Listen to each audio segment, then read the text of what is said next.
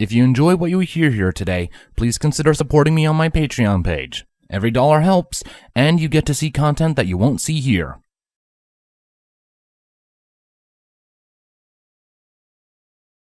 Chapter 39. It begins.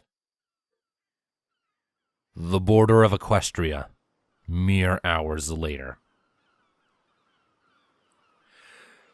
The vast, empty landscape was highly picturesque beneath the continuing, gentle rays of the day's sun, and life continued on as normal within nature. Only a short distance from the sprawling fields and hilltops stood tall cliffs that dropped directly down into the sea, separating Equestria from the Griffin Empire. If one would listen closely, they could hear the waves clashing with the bare rock in the distance, and seagulls chirping and screeching the day away.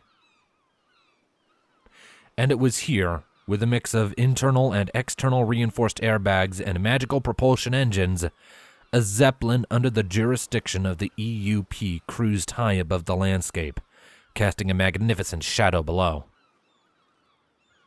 Beneath the primary reinforced balloon was the main hull, a metallic structure where the crew and most of the weapon emplacements were located. The Zeppelin also had a few small ones located atop the balloon itself, with a long walkway stretching from one end to another. Those weapons included large crossbow turrets, along with a few basic flak guns, akin to those equipped aboard Equestria's naval forces, a few broadside cannons, and two forward-facing weapons that would emit devastating lances of magical energy at its target. It was truly a sight to behold, and far more imposing than the small wooden leisure cruisers you may have seen high above Canterlot during times of peace. This was a machine of war, a fact that every pony crewing it was all too aware of. So along with an escort of 4 helicopters, which were equipped just as those that had transported Queen Twilight to Draco's Hive had been, the Zeppelin continued its patrol close to the coastline, as it had been ordered. The patrol had been ultimately uneventful, and while most of the crew were at their stations, other off-duty personnel were resting in their cramped bunks or grabbing a bite to eat in the mess. It would be just another hour or two, and then the current escort would be replaced by another fully fueled one, and then the patrol would continue. And this pattern would continue on until the all-clear was provided to them to say the threat to Equestria had passed. Within the vessel, a pony traversed a tightly compacted corridor and opened up a heavy metal door into a space that was easily recognizable as the bridge. The bridge comprised of a few controls for the arcane-based engines and the balloons, and a single wooden wheel stood central in the bridge, with an aged Pegasus stallion leaning almost protectively against it. "Captain," the pony stated as he approached the Pegasus at the wheel. "Reporting in." "Take your station," the captain responded. "Sir, all due respect, but has there even been any sightings since we've been out here?" "Just because there haven't been does not mean there won't be," the captain scolded. "Now we have our orders. Take your station." "Aye, sir." The pony did as he was told, and things returned to normal instantly within the bridge. Another half hour passed them by in what seemed only minutes, and nothing new or interesting occurred. It was just the same thing. Patrol the same route in search of a threat that may or may not even turn up. Most of the crew were convinced that nothing would come of their little excursion, though the captain was never so sure. And unfortunately for them all, the captain was the one eventually proven correct. The first bolt of putrid green magic was never even seen before one of the 4 escorts spiraled to the ground in flames. Then, as the alarm was raised and the ponies began to spring into action, a black cloud emerged from behind one of the larger hilltops. All the bridge crew could see out the front window was a vast black mass spreading out for all to see. Too many changelings for them to even count. Even with the orders to attempt incapacitation rather than lethal strikes, They were all fairly certain that this counted as a desperate situation the moment they saw it. "Open fire!" the captain ordered. The magical weaponry of the 3 remaining escorts came to life and began to fire blue bolts of magic into the swarm, the Zeppelin itself quickly following their example. All crossbow and flak turrets were quickly manned and turned to face their targets. With the cannon not yet useful, the 2 forward guns fired 2 blinding beams of magical energy into the oncoming swarm. The swarm, however, simply bended itself around the magic and completely bypassed the attack. In perfect unison, the changelings began to curve around the ship, though taking some casualties from the incoming arrows and flak, as well as the magic bolts from the 3 helicopters. As they came into range of the broadside cannon, they wasted no time in firing at the hostile drone, but the metal cannonballs were easy to avoid, and only caught the odd changeling who didn't see them coming. Soon, the overwhelming numbers managed to easily strike down the 3 remaining escort copters in volleys of spellfire before converging onto the main vessel. The entire bridge shook as impact struck everywhere along the hull, many spells focusing and tearing gouges into the armor plating. "Send a message to Fort Hurricane! Tell them we've engaged the swarm!" the captain ordered, one stray bolt narrowly missing him as it shot through the front glass window. He then passed the wheel over to another pony. "And get us out of here!" The large floating vessel began to turn amidst the swarm, before attempting to fly its way to safety. The swarm weren't so easily shaken or dissuaded, however, and continued to pelt the hull and whittle it down piece by piece. The entire structure gave a violent shudder as one piece of armor buckled entirely, and one of the internal airbags ruptured. Creaking and groaning could be heard from the rivets as they struggled to keep the ship in one piece, the stressed metal voicing its complaint. And then, 4 green beams of magic, far stronger than the ones emitted by the drones, suddenly fired out of the swarm. They tore into the main balloon, quickly digging into it and destroying more of the airbags. There was another violent shudder as the airbags ruptured, and the entire ship began to lean at an awkward angle as the remaining balloon tried desperately to keep the vessel in the air. The bridge crew could no longer help, however, as the entire front window caved in, as Queen Cocoon and 2 flanking drones smashed their way in and began to slaughter them all, one by one. Some attempted to fight back. Others tried to flee. None succeeded. Several were slaughtered at their stations before they realized what had happened. The pony at the central wheel was annihilated along with the wheel itself, and the captain had his head removed from his shoulders, decapitated by a green blade of magic that Cocoon had ignited personally. Outside, the guns began to go quiet as they were torn from the ship. Only a couple could still be heard by the attacking changelings, fighting until the very end, and then were none. The swarm turned from the stricken vessel, flames beginning to consume much of it with black billowing smoke filling the air. The drones no longer struck the slowly drifting vessel, instead resuming their original route towards Fort Hurricane. However, the 4 royal changelings regrouped just above the listing vessel. Queen Cocoon and Vulgaris, with the princesses Insecta and Imperius. Their sinister, glowing red eyes examined the vessel, before each fired a beam of magic that coalesced and trailed along the top of the ship, striking inside and tearing apart most of the remaining airbags. What remained wasn't enough to maintain their altitude, and the ship began to fall through the air towards the ground below.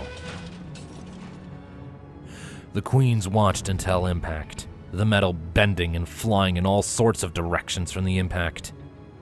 A fireball arose into the sky from a large explosion, and then what remaining of the still burning wreckage settled on the landscape as a monument to the first kill of the war. There were no signs of movement, or of any life coming from within the remains.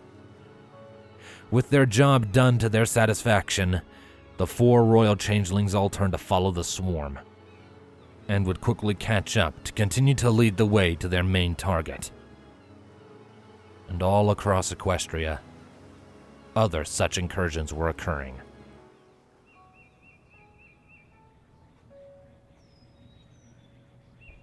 Canterlot.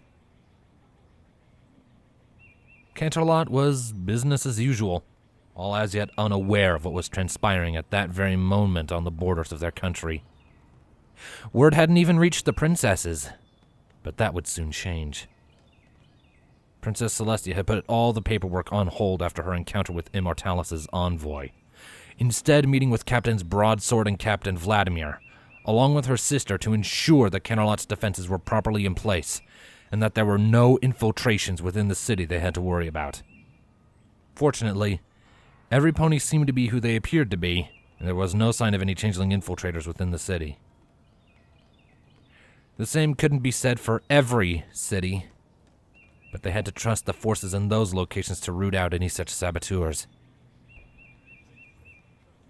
While all of that was going on, Princess Cadence and Prince Shining Armor were seeing what emergency procedures were in place and what could still be implemented to protect the general populace should the city come under attack. Several areas had been designated for use as emergency shelters for citizens to go to should danger come to their doorstep, and they made damn well sure every pony knew about them. Even if Canterlot was business as usual for most, not one single pony could deny a change in the atmosphere. There had been the attack during the wedding. They all had heard of the skirmish with Crudelis, and several threats had arisen and been defeated over the past decade. And yet not a one of them had lived through a true war before. This was new to Celestia's little ponies, and trepidation and fear was expected, and none of them truly knew what was to come. Princess Celestia and Princess Luna had just finished a quick visit to the guard barracks, where they had offered words of encouragement to the guards in order to boost morale. They knew all too well such a thing was needed in a time like this. During the morale boost, however, both of the captains had been called away by one of their guards for one reason or another. The princesses chose not to question the reason until after they exited the barracks and stepped out into the training grounds. But they didn't have to wait long, as Broadsword and Vladimir both flew back to them with urgency in their speed. "Your Highnesses!" Broadsword addressed urgently, both he and his companion coming to a quick halt before the 2 alicorns. "We've just got word in. There are reported incursions from large changeling swarms making their way further into Equestria." Luna glanced toward her sister, who closed her eyes as she took in a deep breath. Then she spoke.